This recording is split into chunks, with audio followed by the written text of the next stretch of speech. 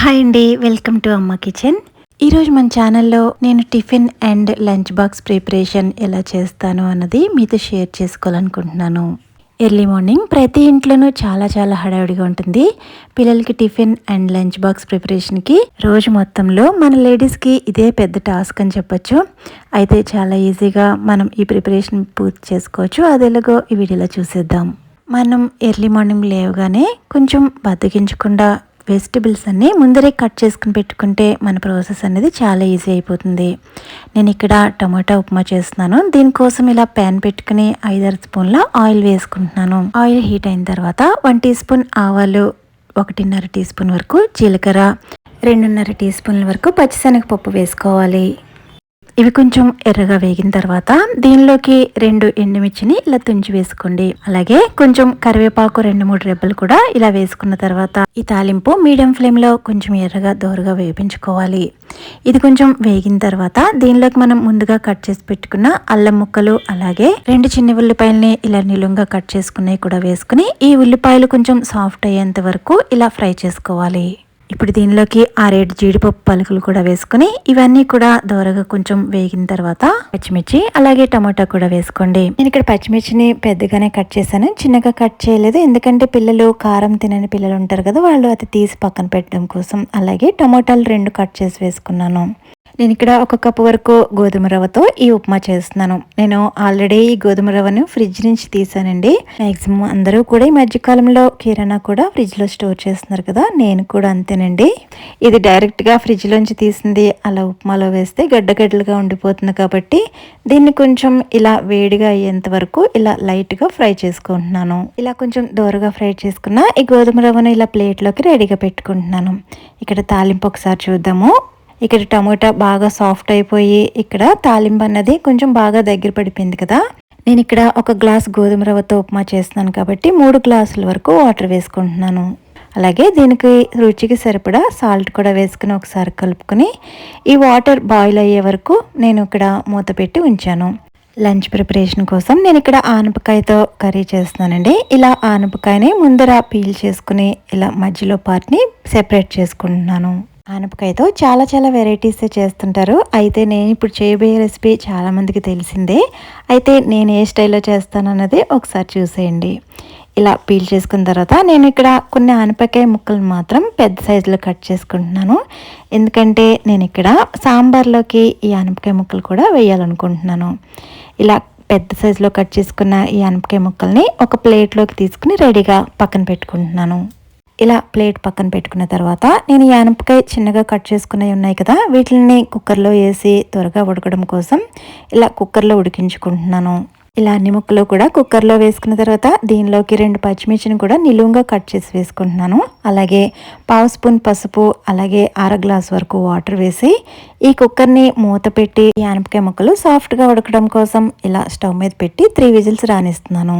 ఇలా ఆనపకాయ ముక్కల్ని కుక్కర్లో ఉడికించుకోవడం వల్ల మన ప్రాసెస్ అనేది చాలా ఈజీ అయిపోతుంది. మనం పక్కన ఉప్మా చేస్తున్నాం కదా, ఈ వాటర్ కూడా బాగా బాయిల్ అయిపోయింది. ఇప్పుడు మనం వేపించుకున్న ఈ రవ్వని కొంచెం ఇలా కలుపుకుంటూ వేసుకోవాలి. ఇప్పుడు ఇదంతా కూడా ఒకసారి బాగా కలుపుకొని మూత పెట్టి సిమ్లో 4-5 నిమిషాల పాటు ఇది కుక్ చేసుకోవాలి. 4-5 నిమిషాల తర్వాత నేను ఇక్కడ చూపిస్తున్నాను. ఆల్రెడీ ఇది చాలా బాగా కుక్ అయిపోయింది. చూస్తున్నారు కదా, ఉప్మా రెడీ అయిపోయింది. ఈ విధంగా గట్టి పెడితే సరిపోతుంది. ఇది ఇంకా పక్కకు దించేద్దాం. ఇక్కడ నేను సాంబార్ కోసం మరికొన్ని వెజిటబుల్స్ కట్ చేస్తున్నాను. సాంబార్లోకి వెజిటబుల్స్ అనేవి ఇవే వేయాలని ఏమీ లేదండి. మనకి అందుబాటులో ఏం వెజిటబుల్స్ ఉంటే అవి వేసుకోవచ్చు. ఇలా క్యారెట్ కొన్ని ముక్కలు చిన్న ముక్కలుగా కట్ చేస్తున్నాను.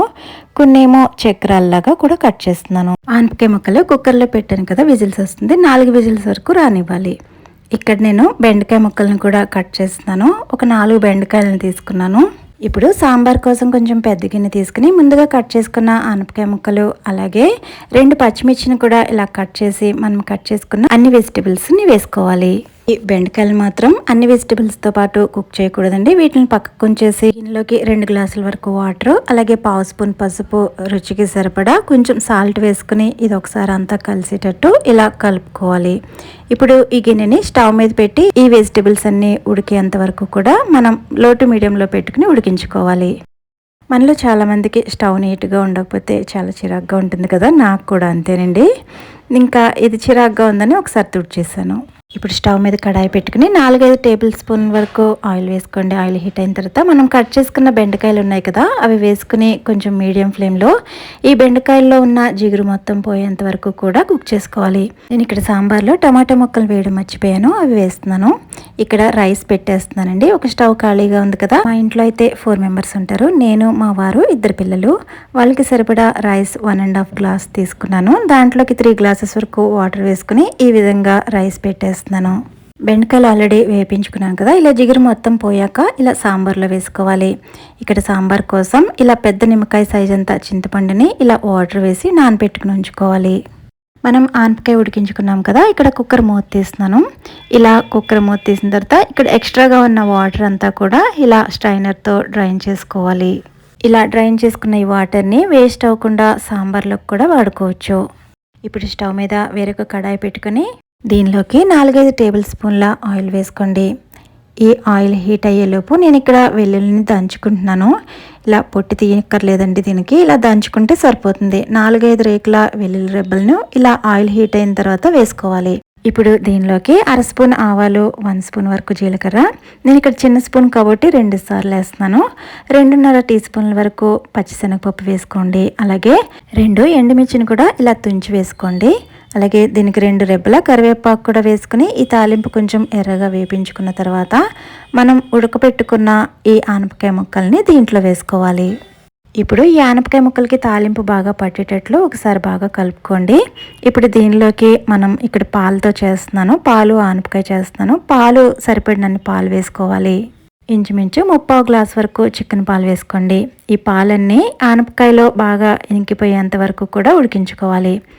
ఇప్పుడు ఈ చింతపండు రసాన్ని తీసుకుంటున్నాను. ఇలా తీసుకున్న ఈ చింతపండు రసాన్ని ఈ విధంగా సాంబార్లో వేసుకోవాలి. పక్కన ఆనపకాయ పెట్టాం కదా, పాలల్లో ఈ ఆనపకాయ బాగా ఉడికి ఇలా కూర దగ్గర పడిన తర్వాత మాత్రమే సాల్ట్ వేసుకోవాలి. మనం ఆనపకాయని పాలల్లో ఉడికిస్తున్నాం కాబట్టి సాల్ట్ అనేది ఇలా చివరిలో వేసుకోవాలి. ఇప్పుడు ఇదంతా కూడా బాగా కలిసేటట్టు కలుపుకోండి. ఇది ఇంకా అయిపోయిందండి. చివరిగా కొత్తిమీర ఉంటే చల్లుకోవచ్చు.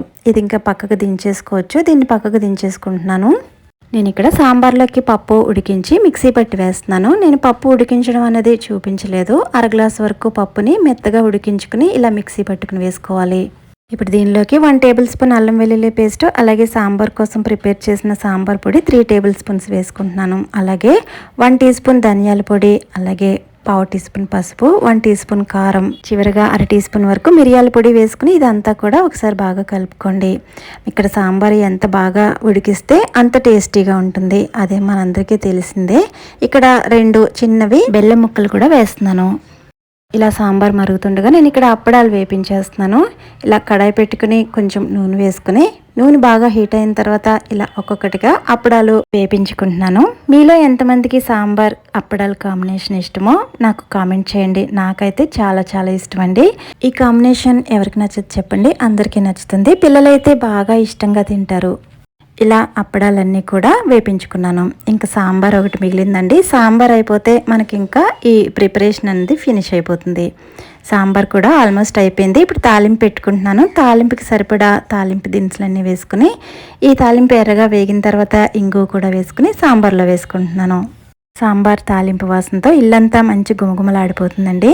ఇలా సాంబార్ కూడా చక్కగా తాలింపు పెట్టేసుకున్న తర్వాత ఇంకా లంచ్ ప్రిపరేషన్ అనేది ఫినిష్ అయిపోయిందండి. ఇంకా బాక్స్ పెట్టేయడమే. ముందుగా వంట చేయగానే నేను దేవుడికి కొంచెం నైవేద్యం పక్కకు పెట్టేసి అప్పుడు బాక్స్ పెడతాను. ఇప్పుడు ఈ చిన్న ప్లేట్లో దేవుడికి తీస్తున్నాను. ఇలా దేవుడికి కొంచెం నైవేద్యంగా పెట్టిన తర్వాతే మన ఇంట్లోకి తీస్తాను. మనకి అన్నీ ఇచ్చిన ఆ దేవుడికి ఇలా కొంచెం నైవేద్యం భక్తి రూపంలో సమర్పించుకోవడం మంచిదే కదా. ఇప్పుడు ఇంకా బాక్స్ పెడుతున్నాను. ఇలా ఒక బాక్స్లో రైస్, ఒక బాక్స్లో అప్పడాలు, ఒక బాక్స్లో కర్రీ, ఇంకా దీనిలో సాంబార్ వేస్తున్నాను. మా పిల్లలకు కూడా ఒకేసారి వాళ్ళకి కూడా ఇలా రైస్ పెట్టేసి వాళ్ళకి కూడా బాక్స్ పెట్టేస్తున్నాను. అందరికీ బాక్స్ పెట్టేశాక నేను ఇప్పుడు టిఫిన్ వెయిట్ చేసుకుని ప్లేట్లో పెట్టుకుంటున్నాను. వాళ్ళకి బాక్స్ పెట్టేస్తే ఒక పెద్ద పని అయిపోద్ది కదా, ఇప్పుడు ప్రశాంతంగా తినచ్చు. మీకు ఈ వీడియో ఎలా అనిపించిందో కామెంట్ చేయండి. లైక్ చేయడం మర్చిపోతూ సబ్స్క్రైబ్ చేసుకోండి. మరో మంచి వీడియోతో మళ్ళీ కలుద్దాం. బాయ్.